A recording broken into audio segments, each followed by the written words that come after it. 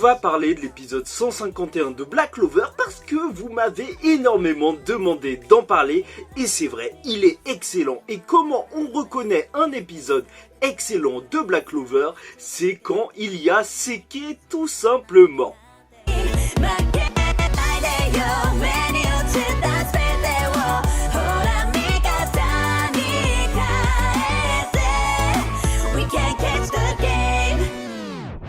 Avant de commencer cette vidéo, je voulais vraiment vous demander de vous abonner si vous êtes fan de Black Clover, de rejoindre le Insta et le TikTok, parce que voilà, si vous êtes fan de manga, il se passe des trucs là-bas, des petites vidéos marrantes, et le Discord, bien sûr, pour parler avec d'autres fans de manga.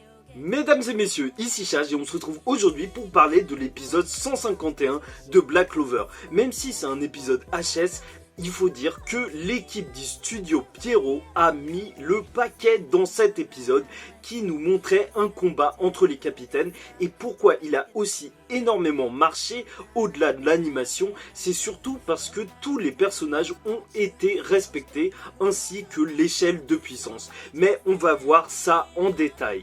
Et en plus, ce qui est bien, c'est que cet épisode, à la fin, on apprend que ça avait vraiment un but de montrer les capitaines se battre, pas juste pour notre plaisir, mais bien pour montrer que, voilà, ça peut remotiver à la fois le pays, qui a plus confiance en les chevaliers mages, et aussi les troupes, oui, les chevaliers mages. Asta, on le voyait, ses yeux brillaient quand il voyait les capitaines se battre. Mais bref, venons-en au vif du sujet, la puissance et le caractère des personnages ont été respectés. Donc il y avait deux équipes. Une première équipe avec Yami, Jack, Kaiser et Nozel et une deuxième équipe avec Fuegoleon, Charlotte, Dorothy et Vengeance. Et en vrai, rien qu'avec la présentation, tu peux comprendre que c'était vraiment bien fait et que le staff, il a fait le taf justement. Parce que quand tu voyais les personnages, et c'est ça qui m'a frappé, c'est que déjà la tête de Jack, il faisait encore sa tête d'ahuri. Et ça m'a fait kiffer, franchement il était encore en mode... Mais c'est exactement ça, c'est le personnage, il s'en fout de tout. Et Yami, il avait un de ses regards de tueur. Ça se voyait que en vrai, lui, tout ce qu'il voulait, c'était vite terminer ça et retourner aux toilettes. Oui, c'est notre Yami. Et ça faisait énormément plaisir. Mais ensuite, ça a commencé directement. Il y a le fight qui a commencé et je sais pas pour toi, mais moi j'ai kiffé parce que je ne m'y attendais pas. Je ne m'y attendais pas, c'était assez calme au début, voilà, présentation. Et directement, il y a Vengeance qui a sorti un arbre géant comme ça du sol. Et c'est excellent parce que voilà, moi je te l'ai toujours dit, Vengeance, je trouve que on a un petit peu du mal à se représenter sa puissance parce qu'on ne l'a pas vu se battre dans l'arc des elfes. Et là, au moins, on nous a montré une de ses qualités principales, c'est qu'il a énormément de mana et qu'il peut créer des sorts, mais juste énormes. Et donc je parlais du caractère des personnages qui est extrêmement bien respecté. Bah là t'as Nozel qui va faire quoi? Il va prendre en charge la protection du cristal.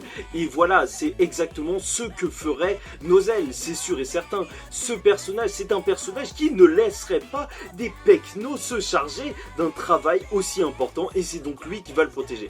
En plus, il a sa magie de Mercure qui est aussi bien forte en attaque qu'en défense et il va se retrouver face à Fuegoleon. Et c'est excellent parce que voilà, c'est les deux rivaux, il faut qu'ils se battent ensemble et tu vois que même dans leur manière de se battre, ils sont opposés. Tu vois que Nozel, lui, il recherche des techniques, des petits tours de passe-passe, il l'attaque par derrière, il essaye de jouer sur la diversion, alors que Fuegoleon, lui, c'est un homme droit, il s'en fout. Non, c'est une fight face à face et ça ne lui fait rien. Franchement, un vrai kiff de les voir se battre. Et c'est ça un bon combat, c'est un combat où tu vois même le caractère des personnages se retranscrire dans leur manière d'attaquer.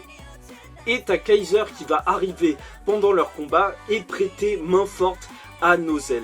Et on pourrait dire, oui, il y a deux capitaines contre Fuegoleon, donc c'est pas équilibré, mais en même temps, tout ce qu'ils essayent de faire, c'est de l'enfermer, et retenir quelqu'un, c'est beaucoup plus difficile que de le tuer. Faut se rappeler que ce combat, c'est pas vraiment un vrai combat, ils veulent juste détruire le cristal, même si je pense que Fuegoleon peut faire le taf. Hein. Bon, bref, ils réussissent à l'enfermer, et c'était super classe, parce que Fuegoleon, qu'est-ce qu'il a fait? Il a utilisé sa salamandre, et c'est là où tu vois encore une fois que que ça a été énormément bien respecté. C'est que la salamandre, c'est l'esprit élémentaire le plus puissant. Les esprits élémentaires, déjà, ils sont surpuissants, mais la salamandre, elle a une force brute qui est incomparable avec les autres esprits élémentaires.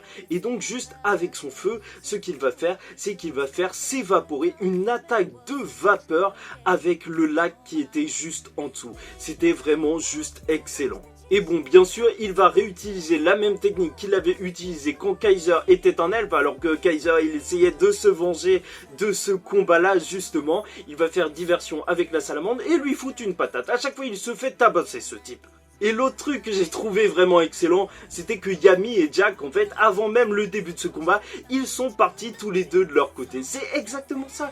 Yami et Jack, ils sont potes. C'est excellent de les avoir mis ensemble. Et en plus, les voir ne rien écouter et partir dans leur direction, ça c'est exactement les personnages. Et ils se sont retrouvés confrontés à qui? À Vengeance et Charlotte. Déjà, la magie des arbres, plus la magie qui fait apparaître des ronces de Charlotte, ça marche extrêmement bien visuellement. Et même, en fait, dans le caractère, c'est deux personnages qui se ressemblent assez. Donc, contre deux personnages qui sont assez intuitifs et qui rentrent dans le tas, deux personnages qui sont assez intelligents et calmes comme Vengeance et Charlotte, ça faisait juste un taf excellent. Et ce qu'on n'avait pas du tout vu venir, bien sûr, c'était Dorothy qui a foncé sur Yami et qui l'a retiré du game. C'était assez cool parce que c'est vrai que Yami, on l'a déjà vu se battre plein de fois et donc ça a laissé plus de place aux autres personnages. Parce qu'au moins là, Yami, il s'est pas juste retrouvé dans un combat classique, il s'est battu contre des versions de lui-même.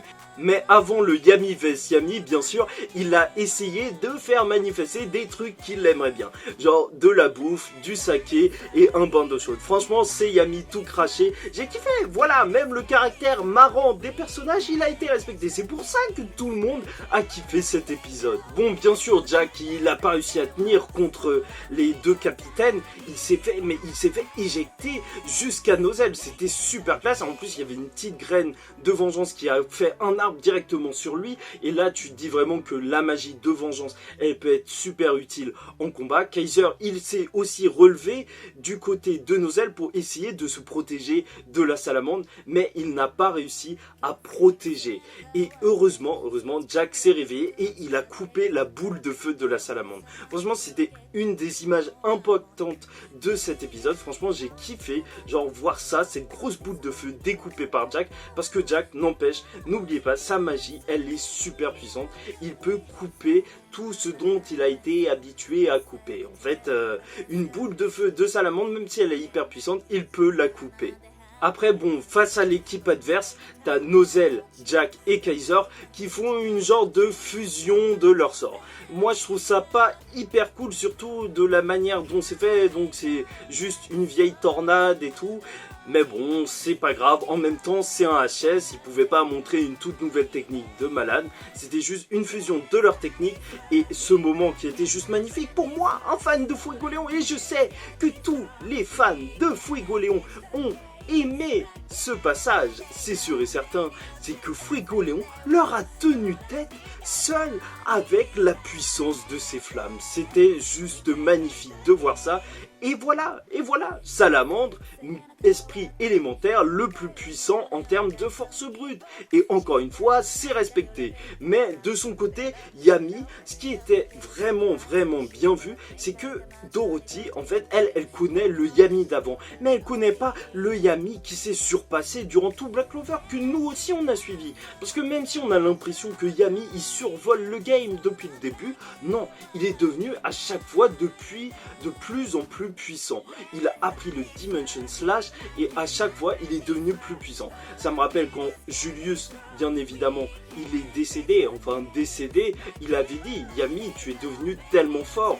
Et voilà, et tu vois que Yami, en fait, il a plus rien à voir avec ce qu'il était au début de la série et il arrive à découper cette dimension et à battre tous ses clones. Sauf qu'en découpant la dimension, il va éclater les deux cristaux et c'est pour ça qu'on en arrive là. Et oui, tout le monde a perdu.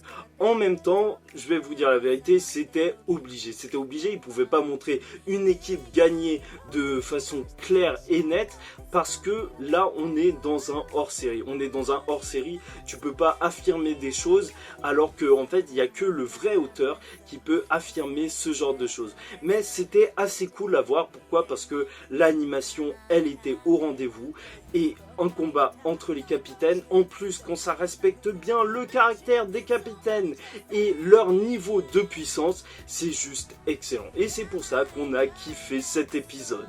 Et tu remarques quand même que pendant cet épisode, ils ont essayé de pas trop se mouiller. Genre, ils ont fait des combats entre rivalités qui existaient déjà, genre Nozel et Fuegoleon, et des partenaires qui existaient déjà, Yami et Jack. Et oui, on les avait déjà vus ensemble.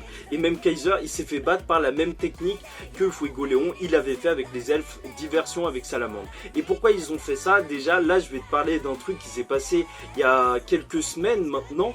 Il y a eu une grosse polémique autour de Black Clover parce que Yuki Tabata, il s'est énervé contre le studio Pierrot. Je sais que tu t'attendais pas à ce que je te parle de ça en pleine review d'épisode, mais voilà, j'avais pas fait de vidéo sur ça parce que je trouvais que ça faisait un petit peu putaclic, mais là c'est le moment parfait d'en parler parce qu'en réalité, tu vois, pendant les HS, ils doivent pas déborder sur ce qui se passe dans les scans.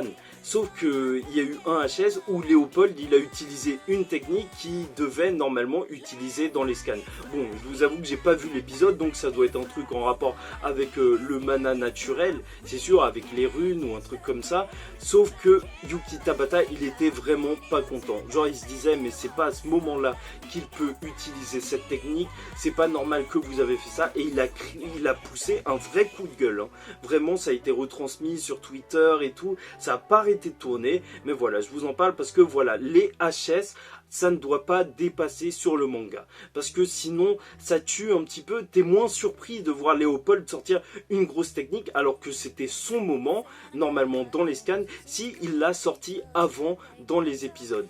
C'est pour ça que les HS ça peut être cool comme dans cet épisode 151, sauf que voilà, tu verras jamais de nouvelles choses qui vont trop impacter l'histoire, sinon ça va être assez dérangeant pour le mangaka. Et en plus ça va mener à des incohérences, et franchement si Tabata il taffe son manga, c'est pas pour que les gens mettent des incohérences un petit peu partout.